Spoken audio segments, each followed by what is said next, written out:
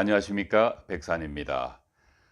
오늘은 명리학에 처음 입문하시고자 하는 초학자 여러분들이 어떤 방법으로 명리학을 공부해야만 하는가라는 문제에 대해서 간단하게나마 조언을 드리고자 합니다. 음양오행론을 기초 이론으로 하고 있는 명리학은 처음부터 끝까지 음양과 또 오행이라는 글자가 서로 생하고 극하는 가운데 그 글자들이 암시하는 가족 관계나 심리 문제 등을 아주 면밀하게 분석해서 그 사람의 현재와 미래에 다가오는 운의 환경을 읽어주는 학문 체계입니다. 혹시 어떤 분들은 특히 술수학에 비중을 갖고 계시는 분들은 신출귀몰한 어떤 그 점과 같은 비결이 있지 않겠느냐. 그러나 저는 개인적으로 명리학뿐만 아니라 어떤 미래 예측과 관련된 학문 또는 유사 학문도 정확하게 정해진 미래를 예단한다는 것은 그 자체가 모순이라고 생각합니다. 왜냐하면은 어, 같은 사주를 갖고 태어난 사람이 한 명만 있는 것은 아닙니다.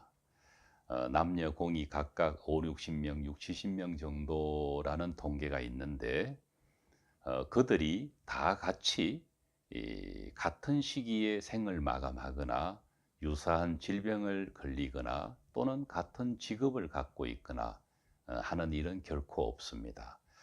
명리학적으로 보면은 그들의 심리 구조가 똑같지만은 사주 외적인 요인들, 예를 들면은 유전인자, 그리고 가족 관계, 또 살아가면서 얻을 수 있는 직업, 그리고 어떤 환경 속에서 살아가느냐, 도시, 또 그 시절엔 어떤 시대 환경이 있었느냐, 또 내가 어떤 사람을 주로 많이 만나느냐, 또는 어떤 종교를 갖고 있느냐, 이 모든 것들은 사주 외적인 변수라고 할 수 있습니다. 그래서 사주의 해석은 정확하되, 그러나 그 사주를 어, 지배하고 또는 주체가 되어서 운영하는 사람의 그 마음과 노력에 따라서 결과는 조금씩 다를 수 있다고 보는 것입니다. 쉽게 말하면은 매우 강한 좋은 암시와 매우 강한 나쁜 암시는 사주 해석상 거의 적중할 가능성이 높습니다. 그러나 그렇지 않은 그 중간 부분의 영역은 인간의 의지가 충분히 작용한다고 생각합니다. 그래서 명리학을 배우고자 하는 분들이 만약에 술수학과 관련된 무조건 미래는 정확하게 맞춰야 되고 레방자가 무슨 직업을 가졌으며 재물의 정도는 어느 정도 축적했을 것이며 등등을 예단하고자 한다면 그런 분들은 명리학이 맞지 않습니다. 산중에서 돌을 닦거나 또는 명리학과 관련 없는 어떤 그런 학문을 찾아보아야 할 것입니다. 적지 않은 분들이 명리학을 배우면은 도사가 된다고 합니다. 이때 말하는 도사는 미래를 거의 100% 적중하고 예견하는 사람이라는 의미로 썼는데, 사실 지금에 와서는 허망한 이야기라고 생각합니다. 명리학이 오랫동안 사주 명리학이라는 이름으로 발전되어 왔지만은 혹세무민한다는 누명을 뒤집어쓰게 된 이유가 바로 무리한 예단을 하고자 한 데 있다고 봅니다. 그래서 지금은 명리학은 철저히 학문화되어 가고 있고 거의 학문화되어 가고 있는 막바지의 그런 학문입니다. 학문이라는 것은 객관성이 있어야 하고 배운 사람 누구나가 비슷한 통변과 판단을 내릴 수 있어야 합니다. 그러나 똑같은 사주학을 배워도 배우는 사람마다 서로 다른 사주 통변을 하는 것을 보면은 많은 우려가 드는 것도 사실입니다. 처음 명리학을 배울 때 이 점을 분명히 해 놓지 않으면은 반드시 미궁에 빠져버리고 맙니다. 많은 책들이 있고 많은 선생들이 있지만은 그들의 생각들이 다르고 또 그들 책들이 서로 다른 이론 체계를 갖고 있기 때문에 속칭 멘붕에 빠져버리고 맙니다. 어 생하고 극하는 문제는 백산사주 TV에서 매번 강조를 하고 있습니다마는 채용에 관한 문제입니다. 채도 틀렸다고는 할 수는 없지만은 적어도 명리학은 인간이 태어나서 죽을 때까지 살아 숨쉬는, 즉 움직이고 있는 변화를 읽어내는 학문입니다. 그래서 채를 참고로 하되 용의 개념으로 모든 판단을 해야 되는 것입니다.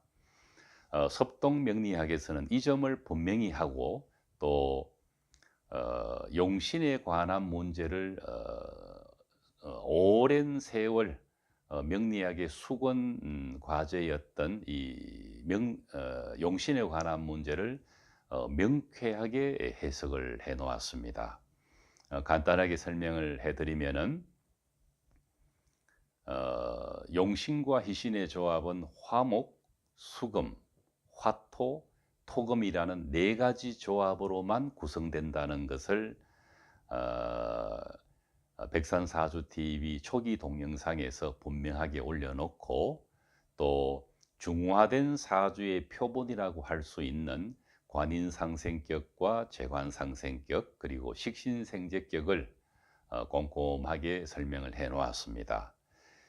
그리고 계절별 30가지 유형의 중화용신을 하나하나 설명을 해 놨기 때문에 적어도 이 세 가지 공부만 공감을 하고 제대로 배운다면은 정통 명리학의 길에 들어설 수 있다고 확신합니다. 어 기초가 부실하면은 가면 갈수록 공부는 부실해져 버리고 맙니다. 사주풀이가 급한 것은 전혀 없습니다. 오직 생하고 극하는 그리고 채와 용의 개념과 용신의 개념을 잘 해석하고 이것들을 가지고 해석 도구로 쓴다면은 고수 중에 고수가 될 수 있는 길을 얻게 되는 것입니다. 명리학을 처음 입문하고자 하는 분들은 무슨 책을 보아야 할지 또 어디 가서 어떻게 배워야 할지 많이 당황을 하는 경우가 많습니다. 지금은 여러 가지 미디어들이 발전되어서 특히 유튜브라는 이런 공간에는 헤아릴 수 없을 만큼 많은 명리학적인 강의가 쏟아지고 있습니다. 각자의 인연 따라갈 것이겠지만은 적어도 제가 당부를 드리고 싶은 것은 정통 명리학을 배우시고자 하는 분들은 시작을 분명히 정통 명리학을 배울 것이냐에 대한 그 방법에 자기 확신을 가져야 하는 것입니다. 고전 사조학과 현대 명리학은 해석 체계가 분명히 다르다고 봅니다. 그래서 적어도 직업으로 다른 사람의 그 삶을 조명하고 직업으로 하고 또 상업적으로 하실 분들은 더더욱 어 정확한 입문을 해야 한다고 생각합니다. 어 음 가장 안타까웠던 것은 어 자기 사주의 한계를 극복하지 못하고 열심히 공부를 배웠지만은 어 자기 사주는 대단히 주관적으로 이 말은 자기 사주가 나쁜데도 불구하고 애서 부정하는 것입니다. 그리고 자기 사주를 좋게 해석해 줄 만한 여지가 있는 해석 체계에 매료되어 버리고 맙니다. 사람이 10 명이라면 거의 9 명은 그 함정에 빠져버린다고 저는 지켜보고 있습니다. 그래서 이 점을 극복할 수 없다면은 직업으로서 명리학자가 되는 거에 대해서는 좀 더 신중하는 것이 옳다고 생각합니다. 왜냐하면은 자기만 다치는 것이 아니고 상대도 다치게 해 버리게 되는 결과를 가져오기 때문에 그렇습니다. 그래서 한 10년 정도를 공부해야 기초 공부가 마무리된다라는 말을 농담 반 진담 반으로 합니다마는, 사실을 공부를 하다 보면은 그 말이 크게 틀리지 않았다는 것을 느낄 때가 있을 것입니다. 명리학의 이론 체계는 적어도 섭동 이론을 기준으로 본다면은 순수 이론을 배우는 데는 3개월 정도, 그리고 응용 이론을 배워서 사주를 통변하는 자신감을 얻는 것을 한 3개월 정도, 이렇게 해서 나머지는 본인 스스로가 많은 사주 명조를 풀이해 보고 또 체험하면서 그 이론이 옳다라는 확신이 들 때까지, 혹자는 1년 정도, 또 어떤 사람은 2년, 또는 길어도 한 3년 정도는 충분할 거라고 생각합니다. 그러나 그렇다 하더라도 수만 명 정도의 그 사주를 접해 보지 않으면은 충분한 자기 확신이 들지는 않을 것입니다. 의과대학을 나온 의사가 의사 면허를 가졌다 하더라도 많은 수술과 임상 치료를 해 보지 않으면은 환자에 대한 확실한 처방에 주저를 하게 됩니다. 어느 분야도 마찬가지겠지만은 이 명리학이 아무리 학문화되어 있고 체계화되어 있는 학문이라 하더라도 직관을 기를 필요가 있는 것입니다. 이 직관은 많은 경험과 충분한 이론적인 지식이 축적된 이후에 생겨나는 것이라고 생각합니다. 인간의 미래를 예측하는 가운데 100% 이론만 가지고 예단하기는 애매한 경우가 있습니다. 이런 경우에 우리 상담자들은 직관을 서게 되는 것입니다. 그러나 이 직관은 거저 주어지는 것이 아니라는 점을 방금 말씀드렸듯이 한 3년 정도를 생각하고 열심히 공부를 하다 보면은 창업을 하거나 또는 타인의 사주를 자신감 있게 풀어줄 수 있는 그런 실력을 갖출 수 있을 것이라고 생각됩니다. 너무 성급하게 생각하지 마시고